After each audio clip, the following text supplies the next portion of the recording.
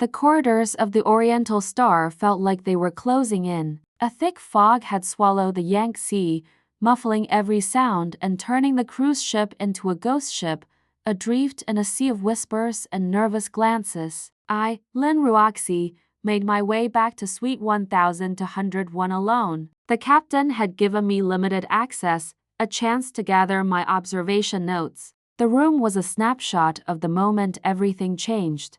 The bed still unmade, a lamp casting a lonely glow, and the open safe, staring out like an empty, accusing eye. I knelt down, my fingers tracing the edge of the carpet near the safe. Something small glinted in the dim light. I pulled it from under the baseboard, a tiny silver clasp, the kind you'd find on a simple bracelet chain. It definitely wasn't from the family heirloom. That one had a gold clasp. This was cheaper, newer. I pocketed it, a small, cold piece of the puzzle. My attention then turned to the drawer where Lu Chen said the prop was kept. It was unlocked. Inside I found it. A plastic replica, completely harmless, no mechanism to speak of. But as I turned it over, I saw a faint smudge on the grip. It looked like dark red marker, but it wasn't part of the original prank. This mark was fresh, as if someone had handled it very recently. I made a quick note and left the unsettling quiet of the suite. Down in the lounge, the other passengers were trying to pretend everything was normal, but the coffee cups trembling in their hands told a different story. Lu Chen sat by himself, his gaze lost somewhere in the fog outside. I walked over to him. "I found the prop," I said, keeping my voice low. "It was in your drawer." He looked up, his eyes sharp with alarm. "And?" he asked. "There's a fresh mark on it," I continued. "Not from the party on the deck." The color drained from Lu Chen's face. I haven't touched it since that night," he stammered. "Someone has," I replied. He swallowed hard. "I swear, after we argued, I didn't go back to the cabin until 2 in the morning."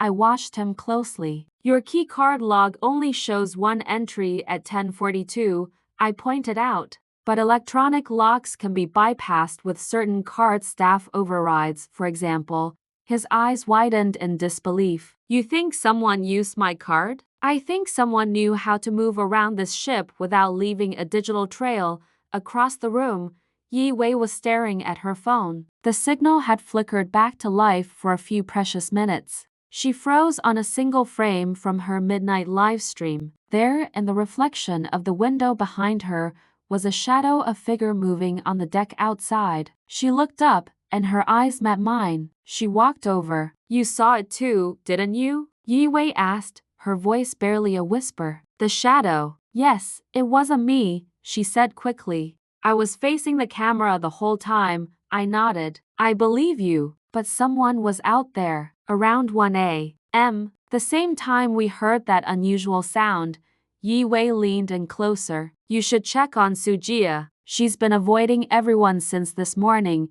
As if on cue, Sujia appeared at the lounge entrance. She was pale, unsteady, one hand pressed against the wall for support. She tried to smile, but it was a brittle, fragile thing. I don't feel well," she said, her voice weak. "Something's wrong. I think I need the doctor." Dr. Han rushed to her side, helping her into a chair. He checked her pulse and his brow furrowed. "Her heart rate is elevated," he announced. "It could be a reaction to stress, or something she ingested earlier." Sujia's eyes darted around the room, full of fear. "I didn't eat anything unusual, just tea from the steward." The same as always, I watched silently as the steward in question, standing near the bar, began to look extremely nervous. Just then, Mr. Su Weihao approached me from behind. "You're collecting pieces," he murmured, his voice a low rumble. "But are they the right ones?" "I'm collecting what people leave behind," I replied without turning. "And someone is leaving far too much." A small, knowing smile played on the old man's lips. "The bracelet clasp you found, it matches one from Sujia's jewelry box. I saw her wearing a similar chain just yesterday."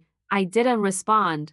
My gaze drifted past him, to the impenetrable fog beyond the window. Sujia was now breathing heavily. Dr. Han suggested she return to her cabin to rest. As the doctor helped her leave, A wave of whispers followed in her wake. Yi Wei turned back to me, her expression grim. If something happens to her next, it won't look like a coincidence. I closed my notebook. It never does. The Oriental Star drifted on, a prisoner of the river and the fog. And the missing piece? It was no longer missing. It was right here, in my pocket, waiting to connect all the others. The investigation is far from over. Make sure you subscribe and turn on notifications so you don't miss what happens next. Thanks for watching.